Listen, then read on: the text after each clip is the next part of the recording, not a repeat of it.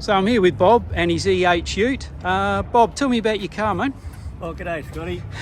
I'll let her talk about the car. It's 1964 EH Holden.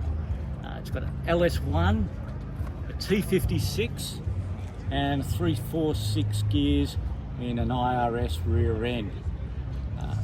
ABS and every other goodie that you'd find in a VY SS Commodore. I've tried to stick into this car here. Yep. And it's been like a 20-year play around in the garage, which has finally emulated into being on the road. Yeah, good and stuff. Getting seen. Do you want to open the bonnet and show us the LS, Bob? Okay, that's a nifty catch there.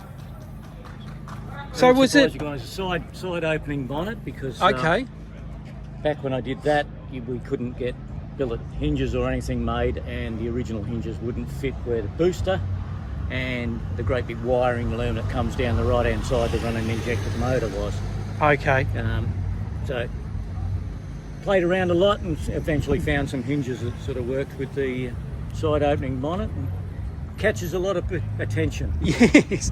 Was it a bit tricky to put the LS in there? Did it get on okay? Because the EHs don't have a big engine bay, no, do they? They don't have a big engine bay, but it previously had a recessed firewall, and we've put another recessed firewall to suit the LS. So it is pushed back a fair bit, and it's also lowered down a lot. So handles better for it, being a little bit further back in the car. A lot of the stuff was from Hadfields early on on the build, and now it's custom rod shop using a lot of those sort of parts to be able to put it in there. Yeah. So sitting it back a little bit's made the steering a little bit better, innit? Yeah, the steering's a little bit better. It actually has a Barina electric steering in it, so it's not heavy on the arms. I'm an old guy and I don't have the Armstrong steering for it, so it's controllable. So I can have a really light steering, or I can have it a little bit heavier on the highway when I'm doing a longer run. Yeah. So what sort of power are you getting out of the LS? Because I guess it had a 179 or something in it with about 200 horsepower. Yeah, probably would have had bugger all. Now it's just a standard LS in at the moment. They're probably giving about 235 kilowatts. Okay. Built up to VY specs. So okay. Yeah, 235 would probably be about it, but that's quite enough in a car that only weighs 1,400 kilos. Yeah. Another 600-700 kilos off of a normal Commodore with a stuck in. Yeah. Free power. Yeah. And what size rims you've got on it? I see you got bigger ones. They're 18 by 8s. They're a BCI rim from Geelong, all steel, smoothie, so as I can make it look like an old school. Hang on, we got a truck going past. We can't hear anything. So as you were saying, Bob? So the VY Commodore brakes that I put on there, I had to use VY rims as well.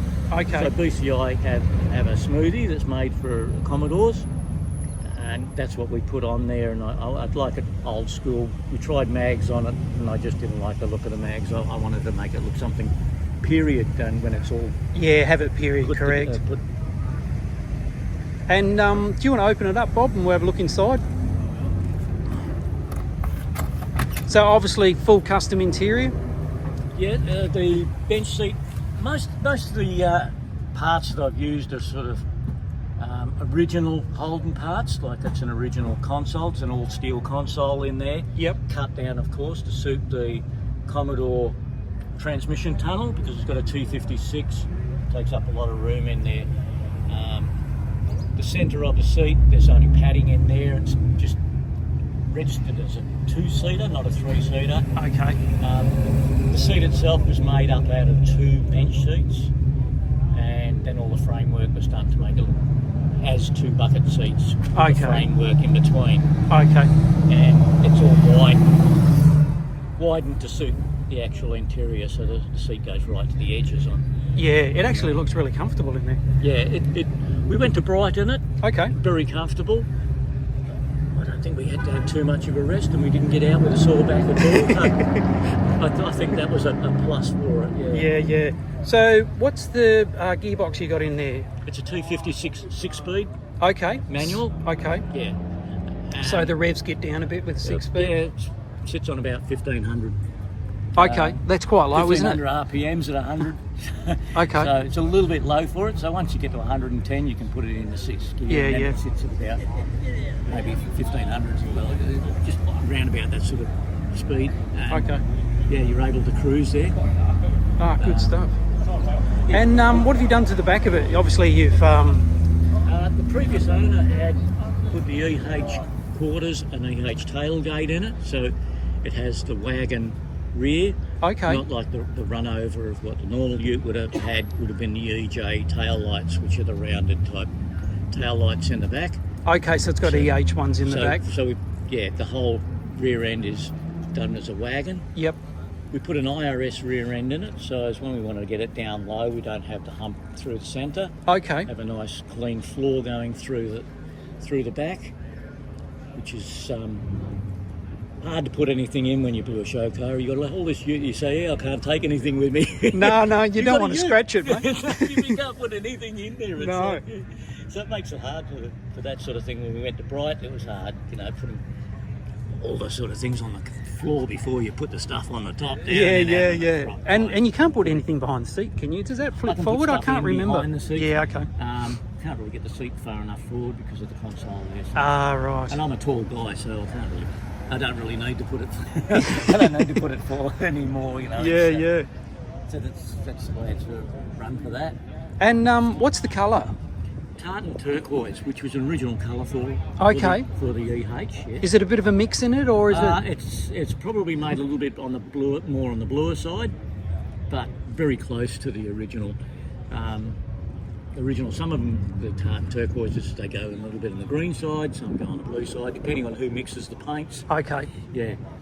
Because of the 60s colours, everyone tries to copy the colours, and it's like you're copying off faded colours, so people that are doing paints nowadays, they're not getting the original colours, but it looks original, and that's all I care about. Yeah.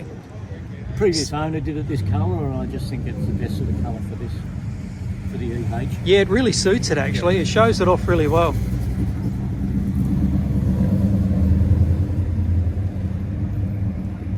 And when did you start the build? How long did it take you? I started it probably early 90s. Okay, so a while ago. It's been in the garage for a long time, or late 90s. It sat in there for a while after I bought it from the previous owner as a shell, basically, and deciding what we're going to do with it. And then it was like an LS come along in a swap meet and went, well, yeah, that looks all right. So we went from there, and then what do we throw in the back of it? Was it an auto? It took a while to save up and get a manual. Okay. Went through a few at the wreckers, you pull it wreckers. Okay. Sort of got an IRS rear end for. I worked as a mechanic or a dealership. Yep. So during the day I'd be there with a tape measure on all the new cars and everything like that, and seeing what actually goes like. Yeah, how it all lines up. How it works out, whether I can put it in my Ute or not. So. Yeah. Oh, it's come up well. Yeah. There's so many modifications. I find it hard to think of what I've actually done. I would sit down one day and I think there would be at least 150 different modifications over a standard car. Yeah. That I could just list. Other than the ones that I've forgotten about. So. We put electric handbrake in there as well. So okay. It's just a button for a handbrake. Okay. Is that the button I saw on the dash? That's the start button. Oh, okay. Oh, so you've got to push start. Push start button. Yeah. Okay. The other one's just a button. I don't really let anyone too much know because. So we just have a release button for the handbrake. Yeah. The interior is sort of custom on my own design. I just gave the trimmer sort of a half freelance on it and said, I want blue inserts, and I drew pictures of it and said, yeah, that's what I want to do. Yeah, it's come up well. But I did a bit of the interior by myself too. I did the console trims, I did the crash pads, and I did the gear trim and trims around there. And my trimmer just did the seats and the door trims. Yeah, no, it's come up really well. That looks fantastic, and it really suits the car quite well. Yeah. All right, mate. I'm Thank quite you very happy with much. it. Well, thanks, Scotty. And Have a good day. And yeah, you too. thanks, guys. Okay. Bye. Cheers, mate.